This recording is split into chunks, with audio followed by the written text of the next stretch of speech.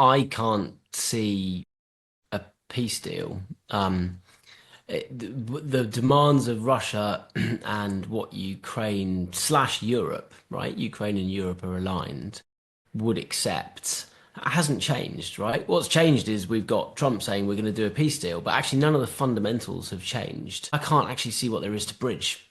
And so I would argue that, with the Trump is incredibly unreliable. So even if he does say, "Oh, well, I'll do that," actually, do we really think that he will in the moment? I mean, that's a real problem. We got 1,000 British troops in Estonia, for example, Mm. and they're 30 miles from the Russian border. If the Russians come over that border, we're going there. Those troops, those British troops, are under Estonian command, right? So we would go and deal with the Russians, and we'd be looking over our shoulder, going, "Are the Americans going to help us here?" So there's huge problems. I think was it Joe or Kirsty said that NATO might be dead.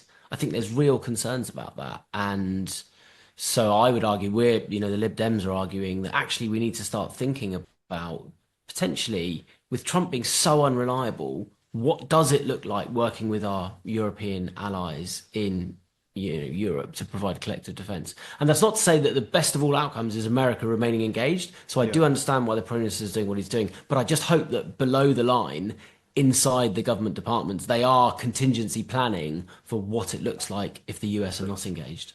The Europeans, of which I include the UK and the Ukrainians, see security in a collective sense. We all have the same adversary in Russia, and we understand very clearly that the defense of one is a defense of all, and the defense of all is the defense of one. And that's not how Trump sees Ukraine. Ukraine sees Trump as a transaction.